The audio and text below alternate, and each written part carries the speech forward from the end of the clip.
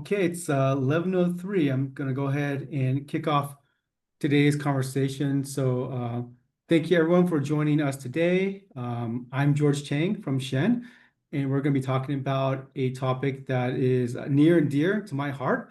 It's Gen Z. It's the cornerstone of what we do here at SHEIN, and I'm really proud to be joined by the brilliant Michelle Evans from Euromonitor. Hi, Michelle. Hi, George. Great, great. Real quick, I'll do a quick introduction of myself. I've been in the e-com space for a really long time, and I started on the digital side doing digital marketing, ran a lot of marketplaces, been on the merchant side of marketplaces, spent some time at SaaS, and currently I'm the general manager of our Shin marketplace and part of the executive leadership team here at Shin. Yeah, I'll pass that to you, Michelle. Let me give a quick background Yeah, of yourself. great, great. Yeah, it's a pleasure to join you today, George. Always enjoy our conversations. My name is Michelle Evans. I'm the global lead of retail in digital shopper insights at Euromonitor. What that all means is I focus on driving our thought leadership in the retail space. So I spend a lot of time in front of clients or conferences, engaging with the industry and such. For those of you not familiar with Euromonitor, as the name suggests, we are based out of Europe, specifically London, but we do have global operations providing companies of different sizes and shapes, data analytics and insights across a number of industries. Obviously, in my world, what I see come across is more of a focus in the retail space. And, how do you go to market with consumers? How should you shape your products? How can you optimize your channels, etc. Great. Well, thanks, Michelle. And your monitor has been a close partner of Shin for many years now. And Michelle and I have done many things together. So great to have you back with us. So today we're going to talk about the Gen Z influence, why it really matters. Michelle's going to talk a little bit more in depth about, size of prize, what drives them, how they build trusted community, what are the elements around things that are unique to them, like co-creating an impact. And then I'll talk a little bit about how we take these elements that Michelle has uncovered in research and how that applies to how Shein is winning at Gen Z. So without further ado, I'll pass it to you, Michelle. Great. Well, thanks, George. I'm excited to dive into the conversation. As George mentioned, obviously Gen Z's influence is growing exponentially. Today, they make up almost a quarter of the population, and you can see based on the secondary figures we have on the slide here, that incomes are we're also seeing strong growth in the forecast period. Now, when we look out across the globe, you might ask, where is it that Gen Z might be the most impactful to a specific market? Well, we tried to unpack that. We looked at a variety of different inputs to gauge that and looking at that impact, let's say, come 2040. And we actually, the US stood out as that market. And it's twofold, or two big things stand out. First of all, the US will have the fifth largest Gen Z demographic at that time, and also the second highest youth income. Now, we know that this cohort is certainly promising, but understanding and targeting them is challenging, as they do have some polarizing behaviors. And if we could advance to the next slide, I don't know if there's a lag, maybe. There we go. So this slide here shows you those three behaviors. So we have social action, technology, as well as spending. Now, when you think of social action, this is about the idea that, Gen Z, they're really involved in social and environmental causes, but despite their ideals, they may not always back it up with money and spending, to drive that. Now, part of this hesitation, to be fair, does come because they are more pragmatic and budget conscious, as we do, live through. We're coming through a cost of living crisis and just general economic uncertainty that we've all faced. Now, the key question that companies should be asking for themselves is, how can you encourage Gen Z to turn that vocal support into a financial one? And what we suggest is treating sustainability as more of a long-term goal, as that should help to close the gap. Now, the second area is when it comes to technology. Now, Gen Z heavily relies on technology, yet they are perhaps more informed than other generations and have a keen awareness to tech's potential impact on, their mental health as well as on things like privacy. So, a key question companies might ask is, how can we build this relationship with Gen Z in an online environment? And I think the key word here is transparency in that communication and how you're using data. And then the last polarizing behavior that we call out is spending. So we have, they Gen Z obviously, are young adults, they have low incomes, and increasing costs that are prompting Gen Z to adopt a more cautious approach to spending. But the flip side is they also tend to be a generation that likes to splurge on things that bring them joy. So a key question, a company might ask is, how do we tap in to that splurging and try to win over thrifty shoppers? We've seen some companies tackle this by trying to help them understand or digging into their wants and then teaching them how to budget to get there. And I'll pause here for a second. Curious, George, if you do see these polarizing behaviors from your seat, with Shein, and how you might go about tackling them yourself. Yeah, definitely. These are aspects that we look at very closely. I think the one that resonates the most with me right off the bat is what you mentioned about spending. And fortunately enough for Shen, one of our core values is being able to provide accessible products. But we also hit the other side of that polarity, Michelle, Mhm. because we also make the experience fun and vibrant. And so we were able to tap into both sides of the polarity where folks can say, look, I still want to dress well, to be fashionable, Mhm. and I can find, a destination like Shen that I trust, I can get it.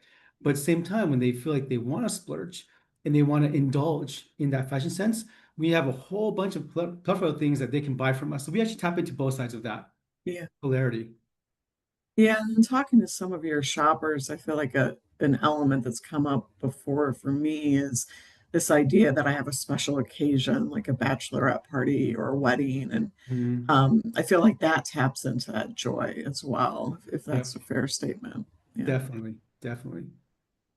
Excellent. Well, when it comes to, tackling Gen Z, there are some different ways, that companies can embrace this. So this looks at those different elements. So empowerment, obviously, that's more the idea of, instilling that belief that they have the ability to make societal change.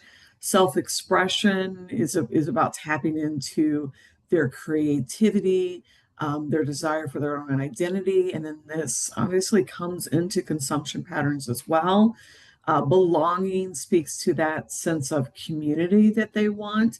And they often reach that or join that community through social media or online communities. Rationality speaks to their desire to live in the moment, which we're kind of talking about to some degree, is bringing that joy, finding that joy in those moments. And then retreat, which is letting go in any form. So it might be disconnecting. It might be embracing surrealistic experiences. And as I, have looked at these, I think a common thread that we see with Gen Z is the role that social plays. Obviously, it speaks to their desire to connect and unconnect, but also to engage and communicate with brands and join in that co-creation process. So we're going to talk about that a little bit more here. So we have three different data points that we're going to show you on the screen. And the first one, 58%. So this is Gen Z shoppers who like to be actively engaged with brands. They want to be part of that conversation. And it goes to 60%. This is those Gen Zers who want to participate in product innovation. And then 73%, this refers to Gen Zs who are accessing TikTok multiple times a day. And you can see this is up significantly since 2020 when it sat at just 46%. Now, social media has evolved from not only a place to connect, but also shop. So we see in our consumer data that in terms of those making a purchase directly on a social platform, it's reached 26%. That's up a few percentage points from the year earlier. And one of the biggest things we've seen over the last couple of years is social media platforms really more of them trying to directly integrate purchasing capabilities within their app. Some like Meta, specifically with Instagram, has blocked that ability for brands to send them to their own sites. They want those transactions happening on Instagram. Now, social media, as a result of this, is emerging as a key purchase channel and definitely for this demographic. So what we're showing you here is some estimates as it relates to how much is going through over social networks or S-commerce as we would call it. It's definitely a trend driven out of APAC and China. So you can see in our 2025 estimates that we are forecasting that APAC will account for half of that. North America certainly holding its own with 21%. Now, the social media landscape obviously has, evolved. And as it's become more commercialized, there has been some skepticism in terms of, what a shopper is getting. So a consumer, as they're scrolling along, they may question an influencer. Is this their authentic opinion about this product, or is this another paid post? And so on the left, you can see this looks at influential sources of information. And it's still those in-person conversations that you have with family and friends and such, despite the amount of investments from brands and retailers to push into social. But you can see across all of this that obviously Gen Z relies more on that influence from others than you might see across other generations. Now, on the right, what we're showing you here is those that buy from an influencer after seeing a product. So you'll see we're comparing two different time frames here. There's been a drop in that percentage. Essentially, they may not be as comfortable making those type of purchases. So consumer trust in social media is going through a bit of a wobbly phase right now, due to this commercialization. The one other thing I'd point out in this data is if you look at the Gen Z numbers, in 2020, the top platform was Instacart, and now it's TikTok for driving those type of purchases. So let's look at the TikTok story a bit more. Why has TikTok taken off? Well, one of the biggest things is it incorporates the immersive video elements, which has been really transformative in terms of the experience that anyone can have with a retailer or brand. And then you have ByteDance, which owns TikTok, and then Douyin out of China. They're really standouts for their ability to integrate that retail or shopping experience directly into their platforms. So if you look specifically at the Douyin story in China, because they are, years ahead of what we might see in the West, since 2020, Douyin has really become the, live streaming leader in China, and they weren't even the first to be doing it. And they've catapulted to third place in terms of being the largest e-commerce marketplace in what is a very competitive e-commerce landscape. Now, if we're looking at this data on the right, This is some of our e-commerce research. In China, we do this research on a monthly basis, but we're looking at we're looking at Q1 of the last few years, specifically in beauty and personal care. So we're tracking sales across these different online platforms, and you can see Douyin's fast rise and that they're the number one player for this type of product. If we look at this data in the US, they're still, we estimate about number 7 or so. Now, one of the biggest reasons for TikTok and Douyin's success, I talked about the live streaming capability, but it's a little bit more nuanced than that. It's really about discoverability. So they've gotten closer to where that first moment of inspiration happens, or they're moving commerce closer to that, and have really anchored this idea of discoverability into their shopping experience versus what you see from the likes of an Amazon or a Walmart. As such, what we've seen over the last decade plus as social has risen is that first moment of truth is no longer happening on store shelves at a physical store. It's instead unfolding on platforms like this. So I'll wrap up with a few takeaways from the research that we've done, around Gen Z and how this is playing out in retail, in terms of strategies to win them over. And the first that we would note is you have to really be multi-channel. That this is about in person and online. If you've watched the news or went shopping on Black Friday last year, the stores that really thrived were ones that targeted Gen Z. So there is an element that they do like the store-based shopping as well.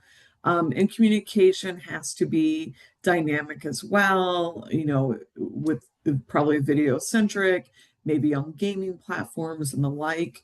The second is the emphasis really on authentic brand engagement, which is just so central to their identity. And then last is tapping into that empowerment and desire for co-creation as well, which is core to who they are. With that, I want to turn it over to George. Like you said earlier, he's going to talk about some of SHEIN's strategies and provide us really with practical examples of how this has played out for them. So I'm looking forward to hearing your insights, George. Great. Well, thanks, Michelle. Really fascinating stuff. We've taken the elements of what you've done in research and we've incorporated it into a real life strategy. And SHEIN is winning a Gen Z. But before we get started on how, there might be folks who don't know about SHEIN. So I'll just spend a few minutes and kind of give folks, my take on the organization. If you're 13, 12-ish to 38, you probably have heard of SHEIN, shopped at SHEIN, maybe know someone that shopped at SHEIN before.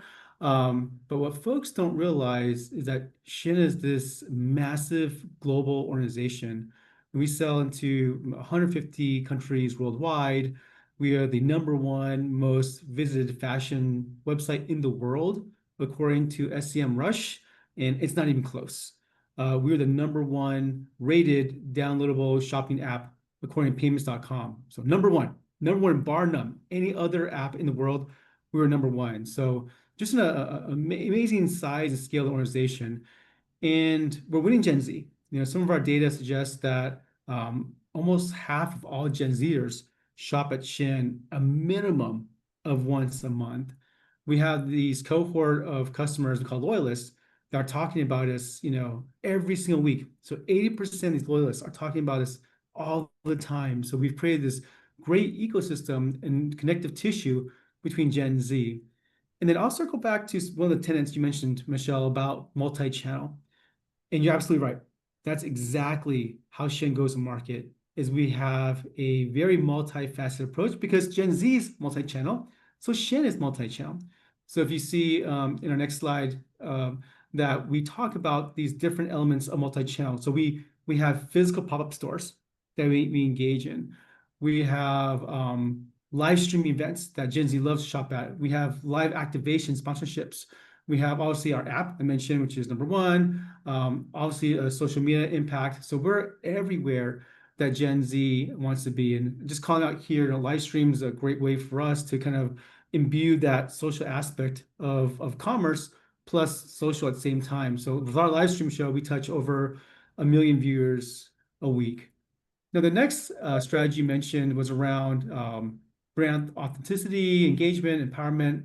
So for at Shin, it's we're a little different. We take those two elements, Michelle, we actually fuse them into one. And part of the reason we do that is because we're a unique platform. We're kind of one part brand retailer where we make our own stuff and retail it. One Mhm. part traditional classic e-commerce with a shopping cart, reviews, breadcrumbs, navigation, all those kind of things. And then we're a third part social commerce. So that part you talked about earlier with the other companies, empowering a discovery-based experience, we have that same. So just imagine those elements combined, wrapped around a very sticky and powerful loyalty program called Shen Points. And that builds a really unique way for us to engage with Gen Z and combine those two strategies that you mentioned earlier. So another way that we kind of bring that strategy to life is co-create and leverage and tap into our generation of audience that allows us to interact with them. So I'll give you an example. So um, last November, we opened supplements as a new category for Shen. All right. And so when we engage and embark on something that's a critical expansion category, like how do you do it in a way that you know that your customer wants? So what we do is we poll them. We do insight studies. So we can, at a click of a button, get 30,000 responses from customers. And we can ask them, Michelle, where do you shop for supplements? How much are you spending for? What categories looking for? Would you buy it from us? All these insights are valuable. It allows our customers to feel like they're engaged and part of our decision making, right? So that's the way that we have a connective tissue with them. Another way that we really bring this to life in terms of like pace to market is our marketplace. And I'll give you an example. So we have this merchant that's a print on demand merchant. They make customized t-shirts, hats, cups, all that stuff. And I don't know if you remember last year, there was a incident where Taylor Swift was seen at a Chiefs game, with her quote unquote date. So immediately our partner created these T-shirts with the football jersey number of that Mhm. person he was dating, Travis Kelce. And within 48 hours, we had up and listed on our site, post on social media, and also we're selling. So that's another way that we kind of build authenticity. We leverage our demographic to co-create. We're able to iterate very quickly. So that's something that we feel is pretty unique, like to Shen. And I think based on our past conversations, is it fair to say that when you bring in the customer opinion, that it's really across, the full scope of what you do, right? Like you came up with going into the vitamin category because of information they were giving to you, and then determine the go-to-market strategy with more inputs. And then it probably goes even into designing products as well. Yep. Definitely, definitely. It's all part of kind of how we interact with Gen Z, giving them a channel to kind of express themselves to us. Definitely. And it's interesting also, Michelle, like that, this cohort of Gen Z, it's pretty broad and it's growing and it's evolving. So one of the things that we're very keen on here is like, how do we keep pace with the evolution of their taste because it changes so quickly because of their pace, their technology, the influences. It's all very dynamic. And so one of the things we saw recently that we were pleasantly surprised was they're growing older and they're having kids. And so again, late last year around December, we launched a partnership with the Children's Place and we started selling baby clothes, kid clothes, and it blew away all expectations, Michelle, like all expectations. And so, that's one of the ways where our audience feels like, hey, Shen really knows what they want, and we're not just trying to see what their needs are, we're interacting and anticipating their needs at the same time. Another thing that we've done that's kind of unique in co-creating is we actually sponsored up with Heather Ray, who's I would say an influencer, celebrity, and she actually curated her own home collection, right? And if you think about it, homes are completely vertical than fashion, but they share the same fabric of being expressive and being part of yourself and being fashionable.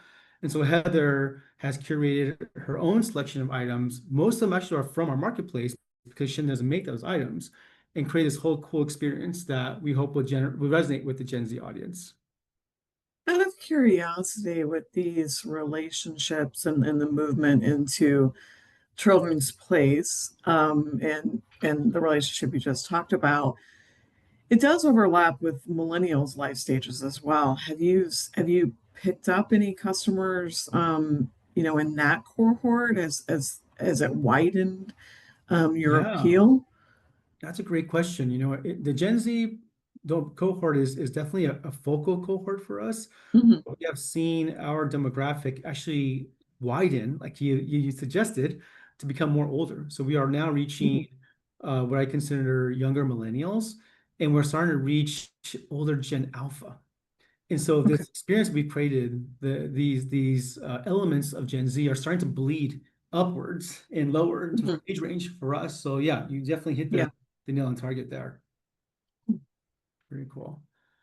Yeah, and the marketplace that we have here is it's one of the things I think folks also may have a misconception about Shein is they see Shein as the fashion, ultra fast fashion retailer, but we're not just a retailer, we're a destination for lifestyles.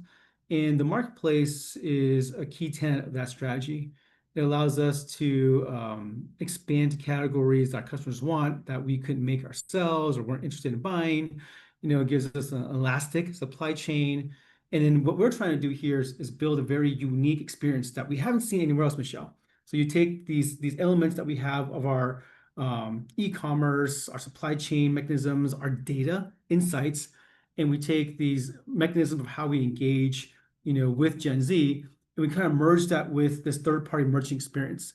So I give you an example. A month ago, we did our first live stream with a partner called Just Fab, who owns Shoe Dazzle and other shoe brands, and they were a part of a live stream event, right? The Heather Ray collaboration we did with her was mostly all marketplace items. So we're starting to see, us at Shein try to create a very unique platform where we allow Gen Z to really express themselves, our marketplace merchants an avenue to connect with them, and us as a middle platform for all that together, which is kind of unique. Yeah. And then, in summary, just as you mentioned earlier in your research, Michelle, like Gen Z, we want to be where they're at. And so we have to have a multi-channel approach and have multiple touch points. They're evolving so quickly, and the way that we engage with them with our data insights allows us to react and anticipate their needs pretty quickly. We turn their feedback into innovation for our own products and for new products that we want to launch on our site, and we are authentic in how we present it. We're not pushing things to them. We're letting them tell us what they want to do. So all in all, that's kind of how we, take the elements of your research, Michelle, and bring it life for us here at Shen. So out of curiosity, and this might be a challenging question to answer, but I know you joined Shein when the U.S. marketplace was getting ready to launch. Which what is it, pushing 2 to 3 years now that you've Yes, been? we just celebrated our 2-year 2 years, okay. Yeah. Is there anything you would point to as, you talk about the rapidly evolving, cohort of Gen Z. Is there anything you would point to that worked when you were first joining, or when you all first went, launched the marketplace versus now in that relatively short time frame, I suppose? Yeah, that's a really great question. For us, we took a very conservative approach in the beginning, Mhm. Michelle, because that's just kind of how the company is. We're very deliberate about decisions we make. I Mhm. think the areas that really won us over was leveraging customer insights to make decisions. Mhm. In a lot of marketplaces, because this is the fourth marketplace I've ran, and I've done many before in my past. A lot of times, the folks will just shotgun assortment across the Mhm. board. And for us at Shin, we're so fortunate because we have a very definable audience. So when you have a concrete, distinct customer that you're trying to delight, you're able to build obsess about that customer very clearly. And so for us, like that's what worked in the beginning. So one of the biggest, I guess, home runs, I guess you could say for us, Mhm. was when we expanded into health and beauty, because Mhm. we knew from our insight studies that there was an 80% affinity with health and beauty clients at SHEIN, and they just weren't buying it from us. So we knew if we assorted these products, like one of our biggest sellers, iHerb, like once we knew Mhm. we assorted the right products and sellers, we knew it was going to be pretty successful. You did a good job. It's a Great. tough question. I appreciate it.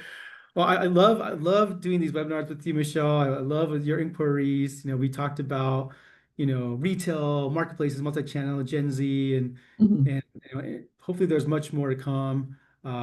You can see Michelle's contact there if you want to learn more about the great research that she's doing for herself and for Shin. You can see a QR code. And for anyone that wants to learn more about Shin or Shin Marketplace, you can see my code there also. Great. Yeah, it was wonderful to have this opportunity to do something like this again, George. Always enjoy it. Great. Well, thanks, Michelle. We will definitely talk soon and have a great day. Thank you.